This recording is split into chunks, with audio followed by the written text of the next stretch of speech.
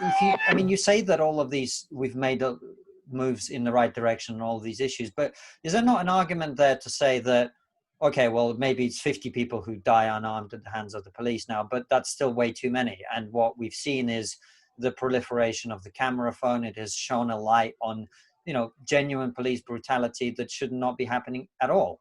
And, the outrage we see now is justified as a response to us becoming aware of genuine injustice. I mean, the George Floyd example, which I'm sure we'll get onto, being a perfect example of just an open and shut case of police brutality.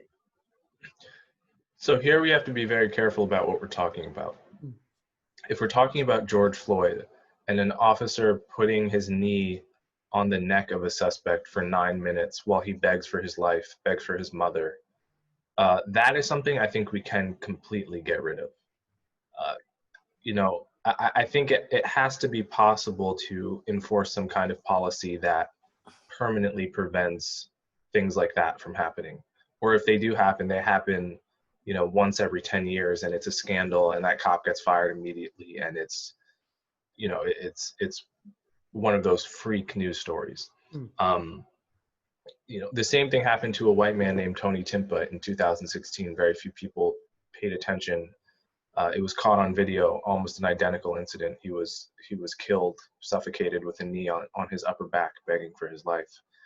So that's the kind of thing I think I hope it's possible to completely eradicate.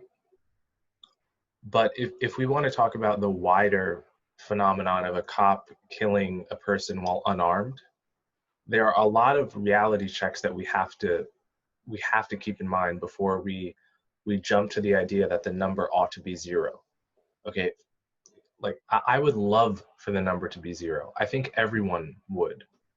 I would also love for the number of murders in general to be zero. It's never happened in any society ever. And America is a particularly unique case for a couple of reasons. One, we're a huge country.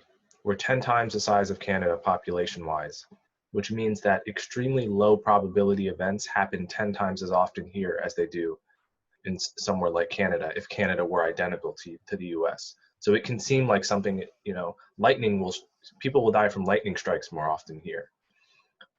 Secondly, and more importantly, we are a gun country. We are a huge gun country. We have, a rate of gun ownership that's more than 20 times the rate in the UK. And what that means is when the cops in America pull someone over, they have every reason to suspect and be prepared for the fact that they have a pistol hidden in the glove compartment. And that's just not true in other countries. In the UK, when you pull someone over, you have almost no reason to suspect that they might have a gun because so few people do have guns. A cop gets shot roughly every single day in America. And what that means is in America, the cops are always going to be more likely to mistake a wallet for a gun when an unarmed person reaches in their waistband for something. And this happens to white people as well all the time. It just, they never get elevated to national news. There are probably over a dozen cases like this every year. And I don't see realistically how any amount of training or,